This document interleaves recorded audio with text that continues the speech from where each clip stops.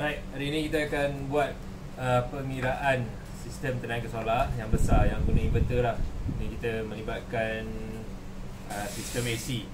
AC ni ada guna inverter, dan sebelum ni yang saya buat kat tepi laut tu DC direct, satu biji lampu. Yang ni agak kompleks sikit lah cara kita nak mengira tu kan. So kita pertama sekali macam saya cakap, kita nak kira beban dulu, kira total load. So kami gunakan satu kes ni, ni daripada agensi kerajaan lah, Perkhidmatan Awam. Ada pos yang memerlukan tempat ni tiada elektrik, dia menggunakan genset dan dia memerlukan solar lah. So bila customer ataupun bakal pengguna berjumpa kami, pertama sekali yang kami akan minta adalah senarai peralatan yang akan digunakan. Senarai peralatan dan juga anggaran berapa jam setiap satu tu akan digunakan. Mungkin ni agak leceh sikit lah, dia macam audit tenaga lah. Tapi selagi kita tak kira beban ni, tak payah cerita solar lah. Kita kena tahu betul-betul, sebab solar ni kita nak sesuaikan dengan berapa solar yang masuk dan juga bateri tu lah, dan kawasan tu lah, mengikut lokasi, lokaliti masing-masing. Okay, so yang ni kita pakai yang agak simple sikit. Case dia ada lampu Kalimantan. Sini ada lampu, dia ada 45 unit. Okay, kipas dia ada 14.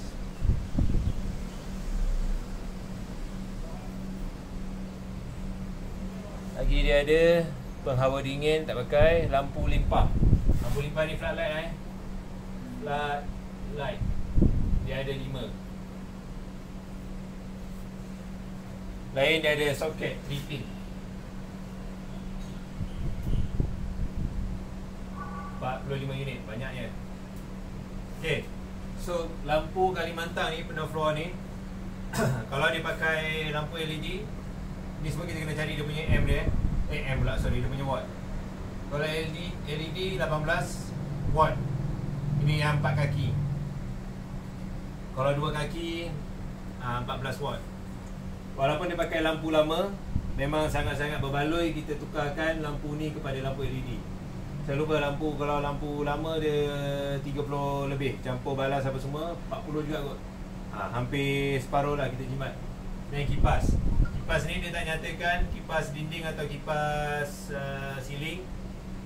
So saya anggap ni kita ambil kipas ceiling lah. Kipas ceiling 70 watt. Kalau kipas dinding 40 ke 50 watt. Dan kita ada floodlight pun dia tak nyatakan. Lampu limpah ni macam-macam watt ada, 50, 100, 150, 200 watt pun ada. So untuk play safe kita ambil yang ni 100 watt. Soket 3 pin. Ini menjadi salah satu masalah. Sebab 3 pin plug ni, 3 pin soket ni, kita tak tahu orang tu nak cocok apa. Sekecil-kecil nak charge handphone, sampailah sebesar-besar nak masak air ke, nak pasang oven ke, nak buat apa, kambing golek guna oven ke, tu pun sebesar-besar load Selalu orang cakap macam biasalah kita pakai 3 pin plug. 3 pin soket ni tak biasa. Lain orang, lain penggunaan lah. Okay, untuk kes ni kita agak, maklumat yang kita dapat tu agak terhad. Sebab orang yang berurusan dengan kita pun bukan orang yang duduk kat situ. So kita yang ni kita ambil anggaran lah. Kita gunakan anggaran ni, nanti bila kita dapat, kita terangkan balik kepada pengguna tu berapa banyak dia boleh pakai. So untuk ni 45 unit ni, saya ambil setiap satu plug ni 100 watt. Okay, right. Bila sekarang kita dah dapat watt W kan.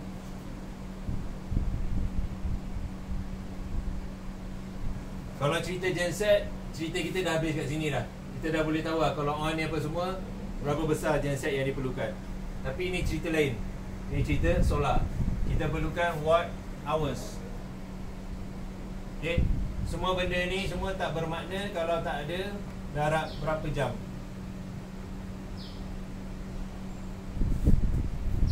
Okay, untuk lampu kita buat 6 jam. Ada lampu yang akan on 12 jam, maghrib sampai siang, ada yang akan orang tidur akan off lah. So kita ambil yang tengah-tengah ni lah. Apa saja anggapan yang kita buat kat sini, pastikan supaya pengguna tu dapat tahulah apa yang cara kita kira ni. Assumption kita dengan assumption dia sama ke tak. So kipas ni 12 jam. Floodlight ni pun 12 jam. Refill plug ni kita buat 2 jam. Okay, jangan lupa unit dia ni. Dia ni sebenarnya kena darab. Darab. So darab yang ni kita akan dapat total watt hours.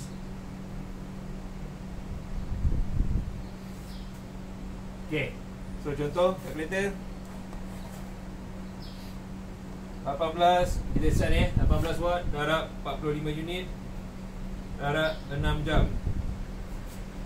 Kita dapat kat sini 4 ni watt hours. 4860 WH. Kipas 14 darab 70 darab 12 11760 WH. Floodlight 100 darab 5 darab 12 6000. Soket 3pin ni 45 darab 100 darab 2 5 darab 100 darab 2 9000 watt hour. Okay, so kita campur ni semua 9000 campur 6000 campur 4860. Kita dapat 31,620 watt hours. Okay, dan nak bagi mudahkan kira, kita tukarkan pada kilowatt hour. So dia akan jadi 31.6 kilowatt hour. Nak mudahkan kira, tukarkan terus kepada 32.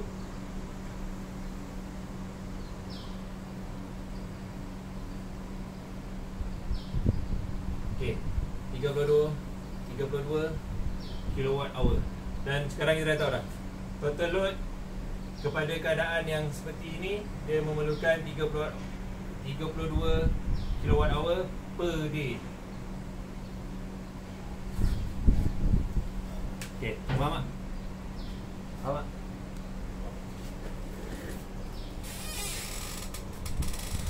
Kau rasa ni relevan tak kalau 100 watt?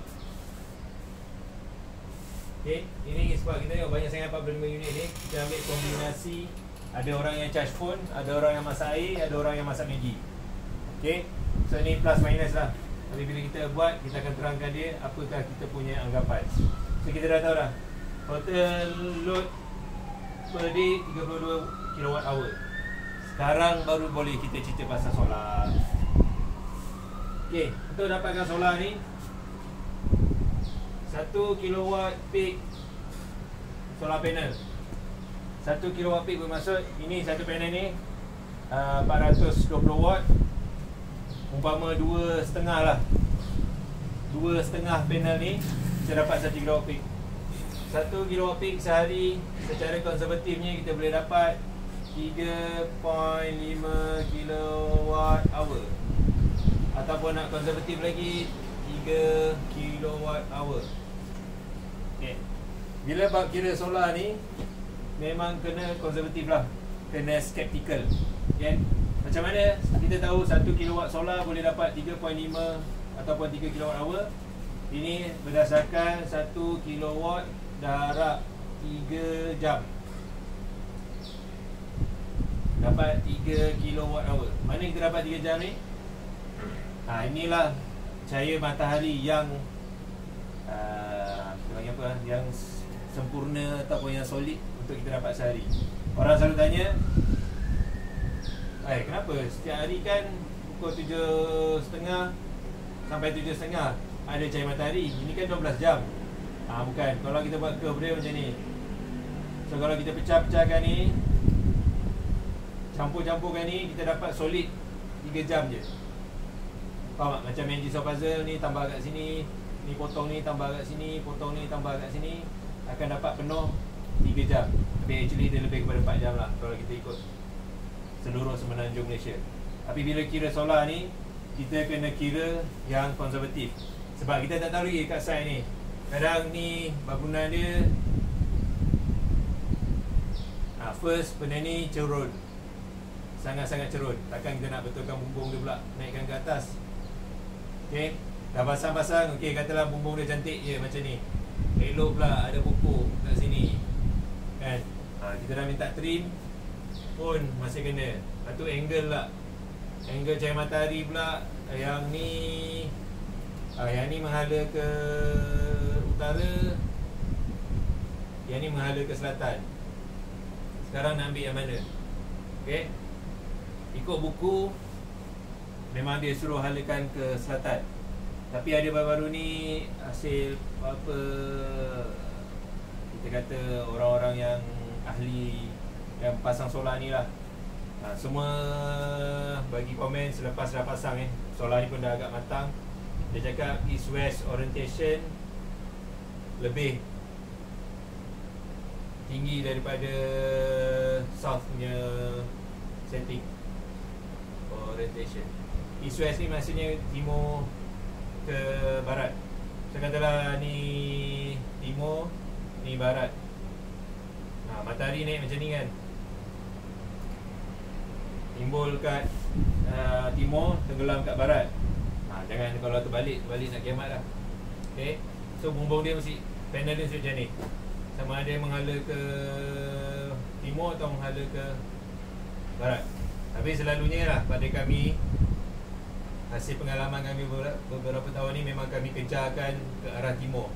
Sebab ni waktu matahari pagi. Okay, solar ni dia pelik. Dia nak cahaya tapi dia tak nak haba. Solar yang nak kita pakai cahaya nak, haba dia tak nak. Ni agak mustahil lah. Sebab cahaya matahari dia akan datang sekali, dia cahaya akan datang dengan haba. Di mana boleh datang asing-asing. Okay, sebab tu kita ambil yang belah pagi. Sebab daripada malam sampai pagi tu kan kita buat gerai ni, temperature dah makin lama makin turun. Last kali temperature sebelum matahari naik tu lah. Nanti dia naik balik temperature ni balik. Ini pukul 12. Naik balik. So kalau kita ambil matahari petang, dia bermula dengan temperature tinggi. Nampak ni? Kalau kita ambil matahari pagi, ni 7 AM, dia bermula dengan temperature rendah. Okay, itu kami punya teori dan amalan lah. Belum, tak tahulah dibuktikan dengan research ke tak. Alright, so berbalik-balik tadi, kita dah tahu 1 kilowatt peak solar dapat 3 kilowatt hour. Alright, sekarang solar dia kita nak kena pakai, kita dah tahu nak 32 kilowatt hour.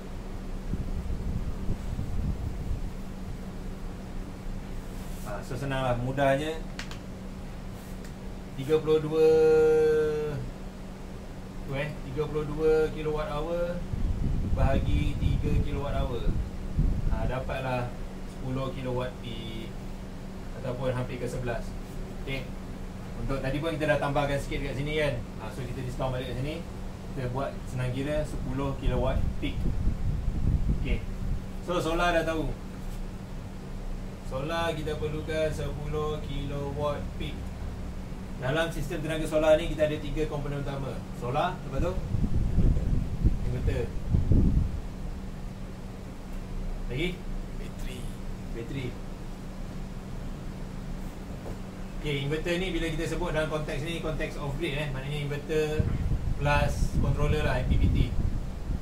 Okay, maknanya dia all in kat dalam. Okay, solar kita dah settle. Inverter ni, so macam mana nak tentukan inverter? Okay, inverter dia punya size dia, kita boleh pakai balik konsep macam genset. Kita pakai watt je. Okay, katalah semua orang masa tu dia on benda-benda ni, on segala benda ni semua, berapa tahap maksimum watt? Maksimum watt. Okay, kita buat anggaran contohlah lampu ni waktu malam, floodlight ada soket 3 pin. So kalau kita ikut total kat sini, kalau kita kira watt saja 45 darab 18. Kita kira watt saja. 45 darab 18 810. Ini kipas 14 darab 70 980. 5 darab 100 500. Yang ni 100 darab 45 4500. Betul lah. So 450 tambah 810 tambah 980 tambah 500. So total 6790 watt. Katalah semua ni dia on serentak dan boleh pergi sampai hampir 7 kilowatt. Okay, ini pun assumption yang agak fleksibel sebab macam saya cakap, selalu yang killer factor adalah soket 3 pin ni. Tak tahulah tiba-tiba semua nak buat air kopi, nak buat air Milo, semua pergi on electric kettle, ataupun nak masak nasi. Okay, tapi kita macam mana pun kita mesti ada parameter lah. Mesti ada nombor yang kita pakai, mesti ada panduan yang kita gunakan lah. Sebab kalau kita tak tentukan ni, tak nomborkan dia, sampai bila pun memang tak boleh kira lah. Okay, so kita dah dapat 7000 watt.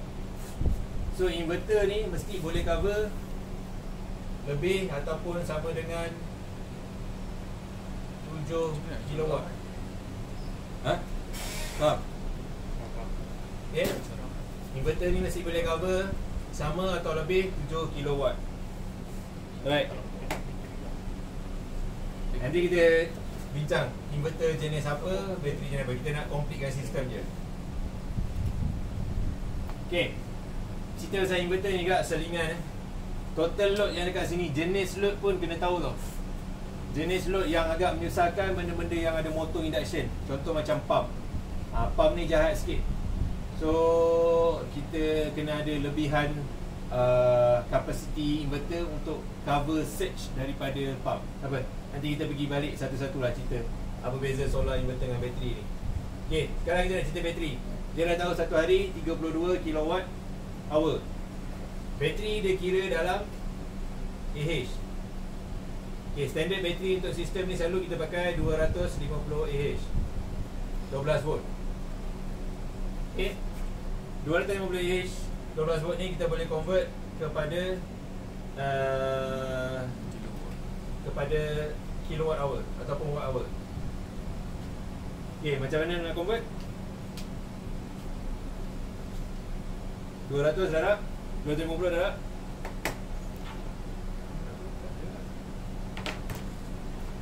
darab ke bagi? Darab 12. So 250 darab 12 kita dapat 3000 watt hour. Ini at 100%. Okay, bateri pun ada jenis. Kita pakai deep cycle lead acid yang selalunya untuk solar. Lepas tu kita pakai ada lithium. Lithium ada dua, lithium ion dengan lithium polymer. So kita cerita yang mudah dulu, bateri deep cycle lead acid. Ini 100% kita boleh pakai 3 kWh. Tetapi kita tak nak pakai 100%. Seeloknya kita nak pakai 50% saja. Okay, so kita cuma tinggal dengan 1500 watt hour. Kita convert balik kepada ni, dia jadi 1.5 kilowatt hour. So agak-agak berapa biji bateri yang diperlukan untuk cover ni? 20 biji. So tadi kita dah tahu total per day kita perlukan 32 kilowatt hour bahagi 1.5 bersamaan dengan 11. 21. 32 bahagi 0.5. Lebih kau 20 biji bateri. Lebam nak angkut ni. Ni satu 74 kilo ni. Okay. So jadi penuh lah bilik bateri. Okay. Tapi kita balik ni. Bateri ni, ini kita kena tahu 32 kWh ni sehari. Maknanya daripada pukul 7 AM pusing balik sampai 7 AM. Ni 7 PM. Ni jam korang. Sorry, mana ada jam macam ni. Jam macam ni 12. Dah, ni bukan jam. Bukan tak faham. 7 AM full cycle. Ini waktu siang ada matahari. Ini waktu malam. Okay. Bateri ni kita kena cover yang side sini. Paling kurang bateri kena cover side situ. Dan yang bahagian siang ni tak perlu sangat. Sebab apa? Selalunya power yang masuk daripada solar ni, dia boleh terus digunakan oleh peralatan. Okay. Kalau inverter tu ada function batteryless, dia akan terus pergi ke peralatan. Contoh pasang solar, pasang inverter, saya pasang kipas. So solar daripada solar panel ni, tenaga dia terus masuk ke kipas. Dia tak pergi ke bateri. So bermaksud untuk tengah hari, separuh hari ni, kita tak perlu sangatlah bateri. Okay. Tapi again, ini pun keadaan lah. Ada orang yang minta autonomi dan sebagainya. Tetapi bila kita tengok 20 biji unit ni nak masuk pula pedalaman, siapa nak mengangkut ni? 20 darat 74 1.5 tan bateri nak angkut. Okay. So kita discountkan dekat sini. Kita anggap malam saja untuk guna bateri. Kita ambil 10 bateri 10 Tetapi disebabkan inverter setting dia selalu 48 volt, so dia mesti gandaan 4, 8, 12. Okay. Nak ambil 8 sikit sangat, kita lebihkan sikit, kita ambil 12. So sekarang bateri kita tukar jadi 12 unit. Okay. So dah dapat dah. Ini 12 biji bateri. Dah harap 250 Ah. So dah complete. Solar kita dah tahu 10 kW peak. Inverter kita dah tahu kena sama atau lebih 7 kW. Bateri kena 12 unit, dah harap 250 Ah. So dapatlah cover dengan tempat ni. Okay. Now sekarang kita cerita. Ada soalan? Penat baby ni, tanya dulu soalan.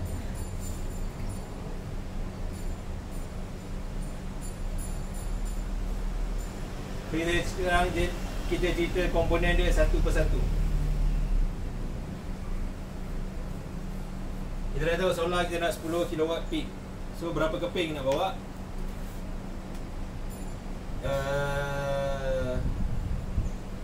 10,000 watt bahagi, katalah kita pakai panel ni 430 watt. So berapa keping?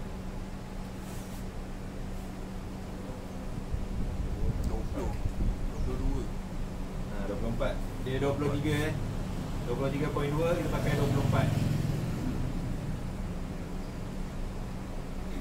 24 keping solar panel. Okay. Tapi bila buat solar panel ni, kita tak boleh short sendiri. Kena matchkan balik dengan inverter. Inverter ada satu inverter MPP solar yang bersaiz 8 kW. Okay. Dia ada 2 channel MPPT. Setiap satu boleh masuk, saya lupa 5,000 watt ke 4,000 watt. Katakanlah 5,000 watt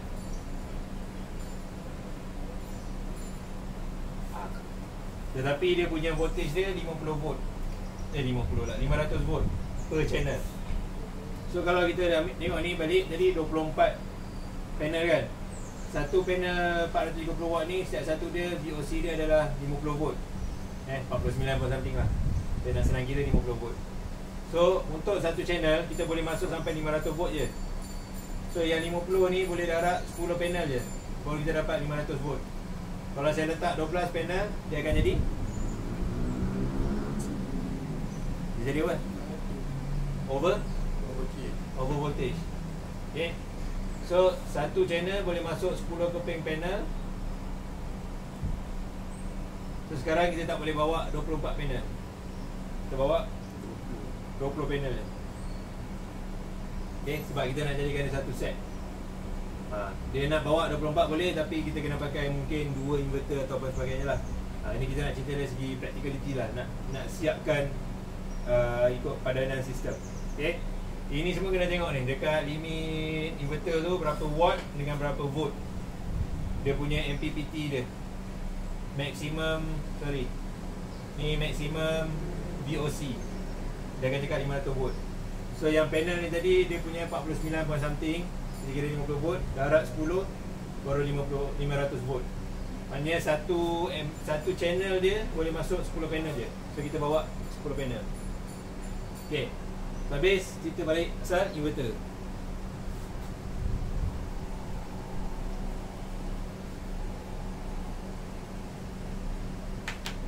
So inverter ni tadi kita dah pilih ada satu inverter MPP solar 8 kW dual channel. Inverter ni dia boleh support sampai ni 8000 watt.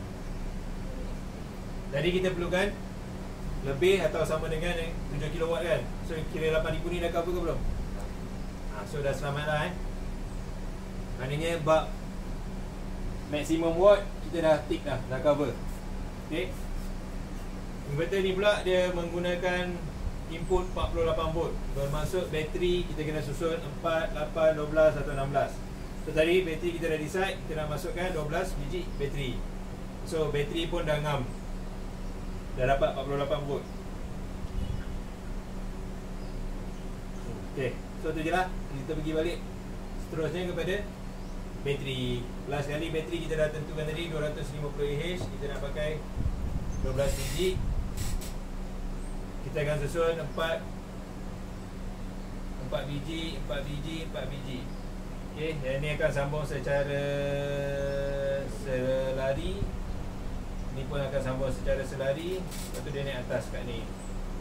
Ni akan naik dia 48 volt kepada inverter ni. Baru dia boleh guna dengan seeloknya. Okey, so ni main component. Lepas tu kita ada sampingan.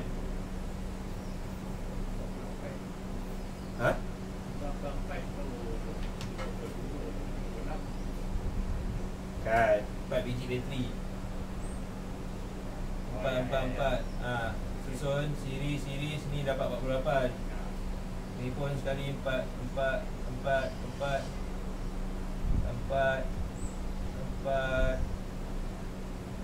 ni semua positif negatif dia. Kat sini baru bergabung. Positif negatif negatif. Sambung ni semua naik 48 volt pergi ke satu inverter. Dah, kita ni main komponen. Sekarang kita ada balance of system, komponen yang kecil-kecilan, sampingan.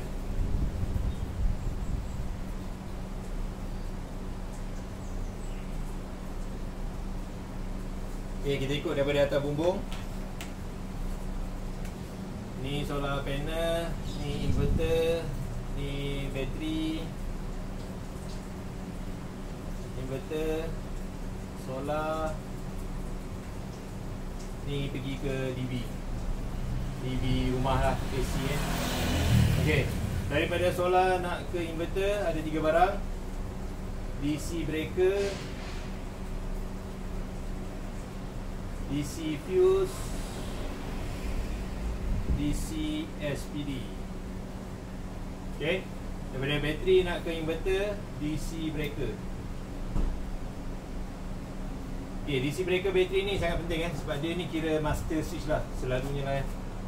So pastikan M dia yang digunakan bersesuaian lah. Contoh kalau macam ni 8000 watt, 8000 watt bahagi bateri 48 volt, kita dapat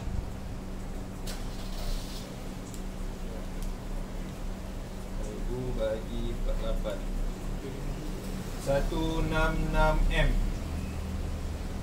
Pastikan breaker tu boleh handle, boleh uruskan 166 M. Okay, contoh kalau macam kami sini, kami pakai 250 M punya breaker. Besar gila. Okay, and then daripada inverter nak pergi ke DB, Ni macam biasa, ni barang-barang AC breaker dengan AC SPD. Ini antara dah masuk DB ni barang-barang macam biasa lah. Isolator lah, RCCB lah, MCB tu semua macam biasa masuk ke rumah. So ni semua barang sampingan. Okay, soalan?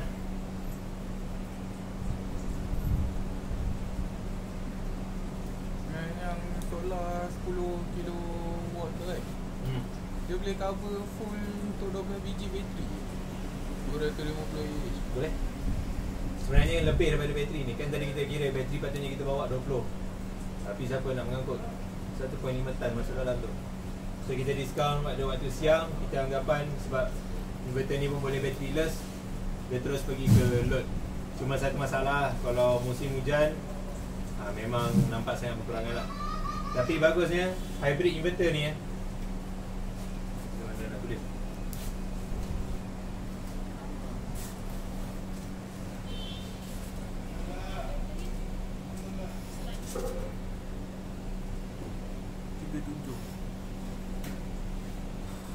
Kita nak cerita hybrid inverter.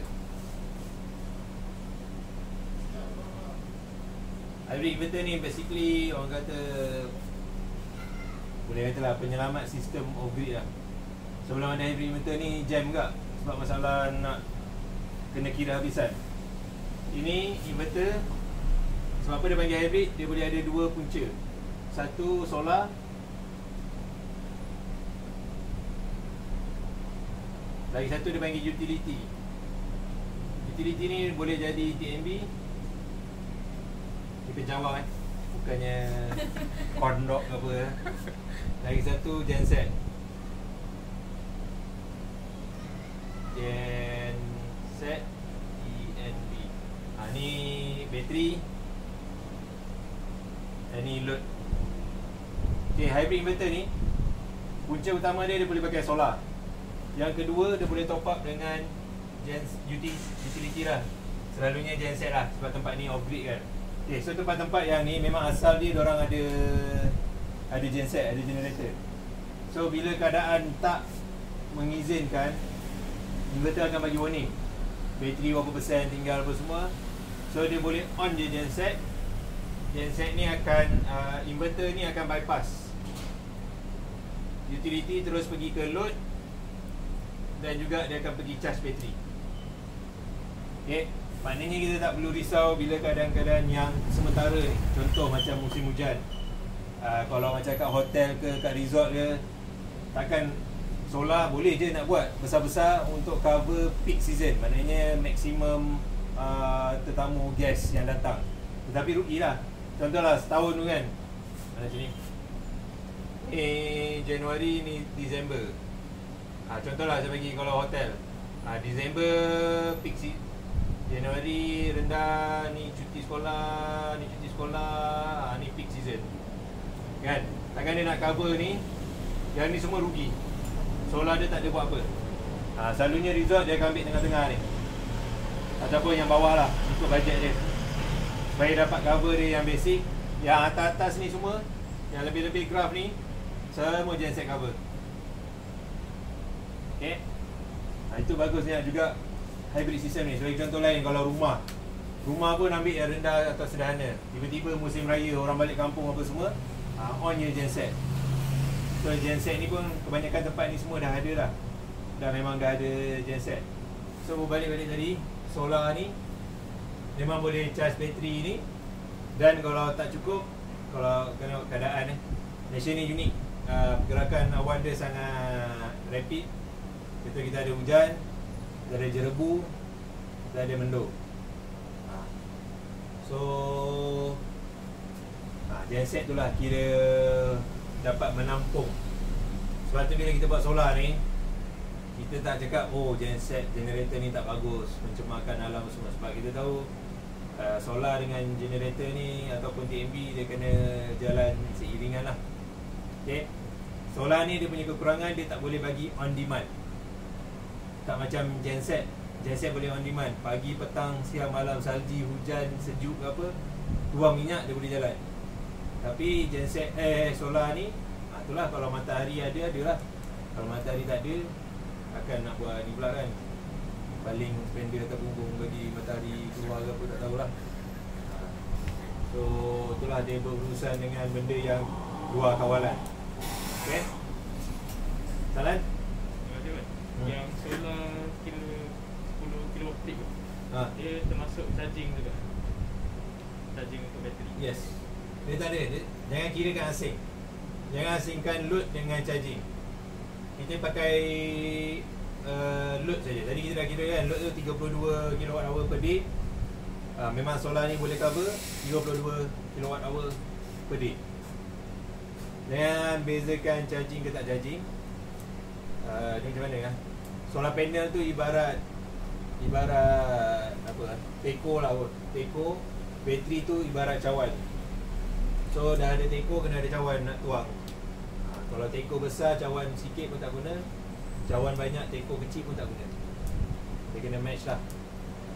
10 kilowatt peak tu dia kira ikut ke 32 kilowatt hour tu je lah. Tahu tak kenapa panggil solar KWP? 10 kilowatt peak ni, bila dia rating mana ni ada dapat kat bawah ni. Contoh solar panel ni 430 watt. Itu perumpamaan ni kita dah cakap macam top speed kereta lah. Kita beli kereta kan, tengok kereta Beza kan, 180 km sejam. Tapi 180 km sejam ni berlaku dalam track yang dipandu oleh pemandu profesional menggunakan minyak V-Power ke whatever lah. Semua dalam kawalan. Tapi panel ni bila berada di lapangan, boleh ke kawal pergerakan awan, kelembapan, bayu laut, pasir, burung berak, daun jatuh, dahan jatuh, panel nak terbang, orang tak nak pasang panel, lambat. So semua benda tu semua tak boleh kawal. Ini tapi 10 kW ni sebab tadi kan kita dah darat 3 jam, tu memang betul-betul lah. Cuma saya nak bagi tahu panel lah. Panel ni selalu kadang kalau orang nak pasang load 500 watt, okey, panel pun 500 watt. Panel bukan generator. Okey, generator boleh main macam tu. Okey, kita nak pasang barang ni dalam 800 watt. Belilah generator 1000 watt, boleh support. Solar bukan bermaksud nak pakai barang 500 watt, beli panel 500 watt. Bukan. Panel ni 500 watt tu top speed. Takkan sampai pun. Secara praktikalnya takkan cecah pun 430 watt tu. Mungkin cecah lah 400, 410, 430 tu memang keadaan betul-betul sempurna lah. Dia nak cahaya tapi dia tak nak haba. So itulah keadaan sempurna. Okay, soalan? Tadi kan cikgu kata boleh apa, inverter tu guna 8 kW punya kan. What if kita guna yang 5 kW, dia ada sama ke ataupun lain? Sama. So tadi inverter kita guna 8 kW. Kalau nak kecilkan guna inverter 5 kW. So kita kena tahu inverter 5 kW tu pun boleh masuk 5000 watt, 500 volt. So basically kita pakai 2 biji je lah, darab 2. So kita pecahkan separuh-separuh. Tadi kan 8 kW, dia sama je. Yang 8 kW ni 2 channel. So 5 kW 2 ni pun okey juga. Okey, dari segi redundancy bagus kan? Kalau tanya saya, pakai 8000 watt dengan 5000 watt 2 biji, saya prefer ni. Okey, contoh dalam satu tempat, walaupun dia balance of system akan bertambah, tapi benda ni kita boleh pisahkan jauh sikit. Contoh bangunan A dekat sini, bangunan B dekat sini. So kalau buat 8000 watt dekat sini, dah kena tarik wire pergi A. So kalau kita buat dua sistem, sistem A kat sini, sistem B kat sini, dan dia ada redundancy. Sistem A kong, B masih lagi bercahaya. Sistem B kong, sistem A masih bercahaya. Kalau dua-dua kong, tu dah memang takdir lah. Okay, sebab tu saya pun rasa akan cadangkan pakai 5 kW 2 set. Dan mudah. Bateri pun tadi 8. Jadi bateri apa? 12 bateri kantoi sikit lah. Yang ni mungkin akan ada 4. Yang ni 8. Tengok siapa yang lagi besar. Ataupun kita buat 88 je. Banyakkan bateri. Maklumat ni semua kena komunikasikan dengan pengguna. Salah pengguna ni cerita, wah saya rasa saya nak saya nak 10 kilowatt. 10 kilowatt tu saya pakai 24 jam. Itu dah jadi solar farm dah bang. Tak apa, boleh. Memang saya pakai macam tu. Senang lah kita pakai tu. Kita kira-kira bagi harga, terus senyap. So benda ni memang kita kena handle solar expectation lah. Okay, ada orang yang sangka solar ni, baru ni saya dapat pertanyaan, nak pakai sistem yang basic untuk lampu RM700, RM800 tu, panel 50 watt, bateri 26Ah, dia nak run mesin Bitcoin dia. Mesin Bitcoin dia tu 700 watt lah, macam aircon 1 horsepower. Okay, itu yang anggapan solar rendah. Ada yang ingat pula nak on lampu, kena sistem besar berkilo-kilowatt. So tu semua kita kena pastikan anggapan dia, pemahaman dia solar tu betul dulu, baru boleh cerita solar ni. Okay, tu yang langkah mula-mula. Paling senang tanya dia nak pakai apa. Ini lah, kadang-kadang orang pun orang putih kata agitated lah, irritated ke, annoyed ke. Kita tanya, kau nak pakai barang apa ni? Biasalah rumah. Ni lagi satu masalah, nak pakai barang rumah. Rumah, ada orang punya rumah 3 tingkat, 6 bilik, 3 bilik air, siap ada swimming pool. Ada orang punya bilik, orang punya rumah bilik pun tak ada. Ruang tamu tu lah rumah, ruang tamu tu lah dapur, lepas tu ada tandas. So definisi rumah tu sangat-sangat berbeza. Saya cakap, biasalah rumah. Kena cakap dia dulu lah, tuan, rumah saya kalau pakai elektrik RM100 je.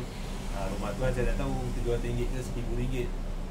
So benda tu semua kena diperjelaskan lah, sebab kita tak boleh biar dia subjektif. Okay, soalan? Betul 8 kilowatt 70mm apa?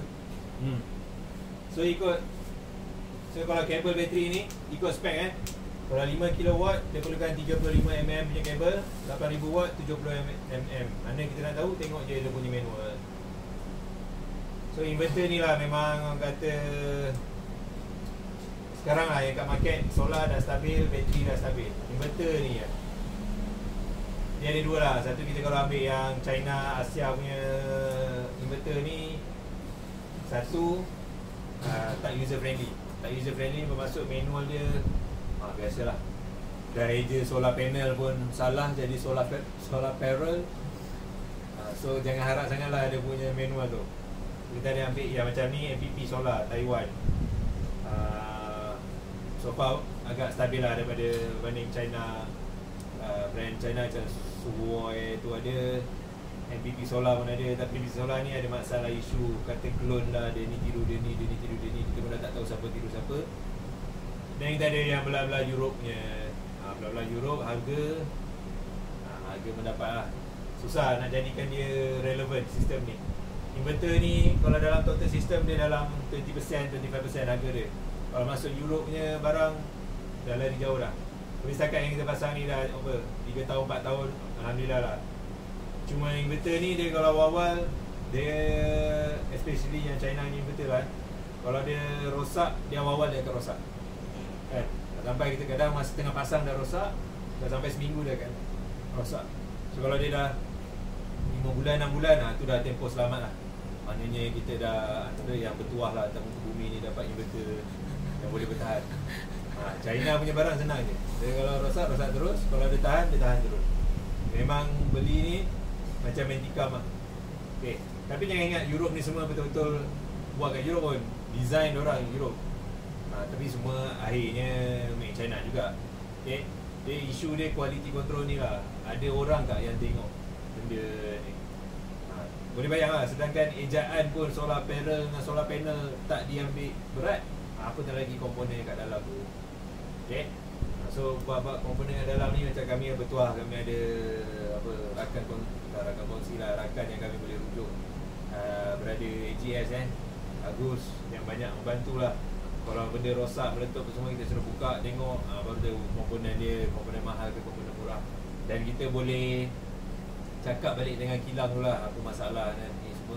So kilang tu pun tak boleh buat main lah. Kita ni bukannya pergi pasang je. Okay.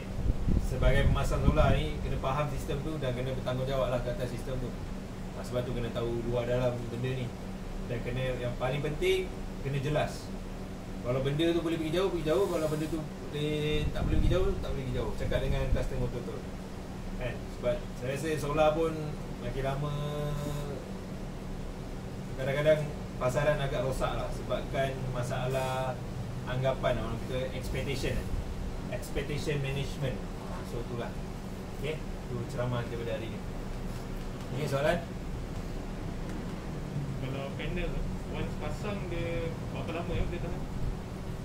Okay, panel pemahaman industri 20 tahun akan bertahan.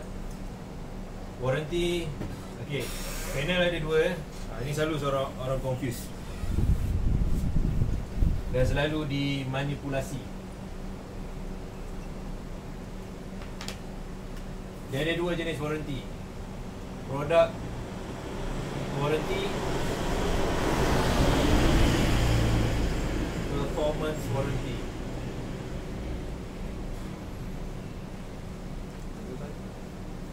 Okay, product warranty contoh QCell dia bagi 12 tahun. Performance tak silap saya 25 ke 23 ke 21 lah. Okay, tahun years. Selalu yang orang Gebang boleh jual panel ni 25 tahun. Padahal tak faham pun cara nak claim performance warranty ni. Saya nak tahu, kalau you pasang 10 panel kan, series, anggaplah ni 10, penat dah saya tulis ni. Okay,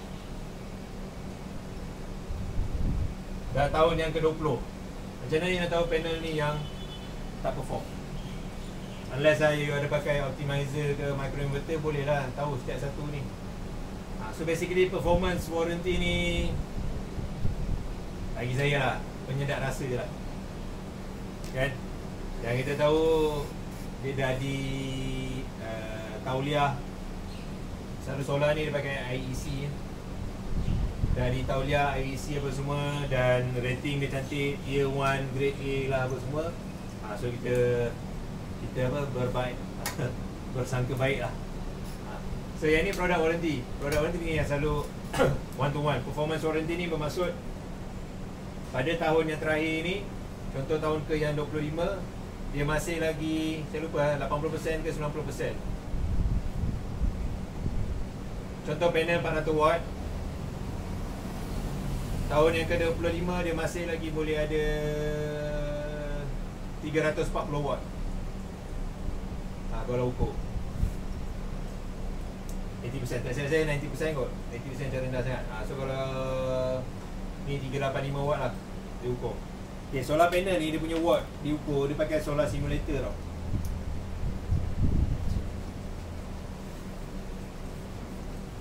Okay, solar simulator ni dia macam mikroskop besar.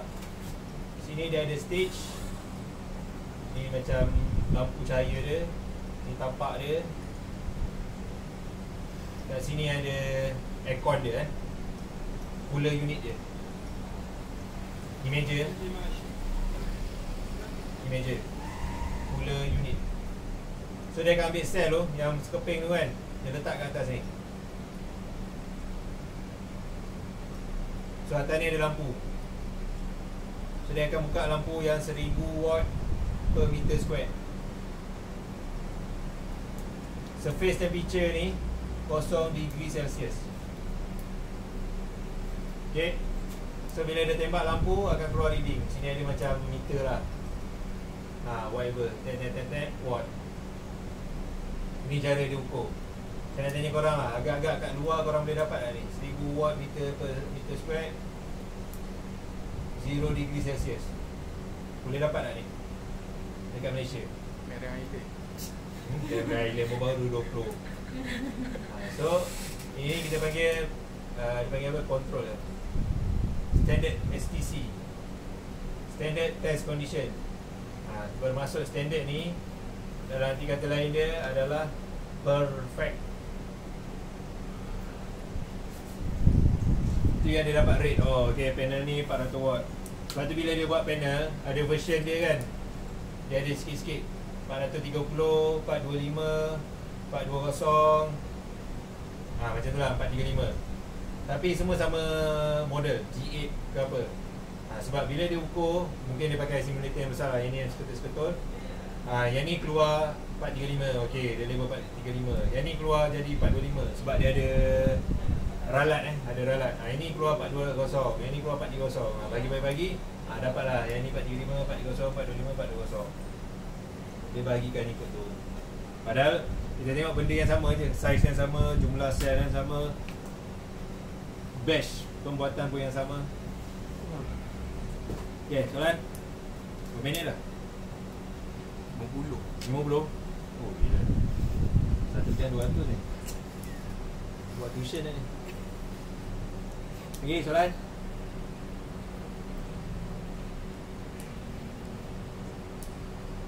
Bagi kita macam sistem. Okay. Kita cerita return. Berbala ke tak berbala solat? Stop dulu buat 2 video. Boleh lah. Okay.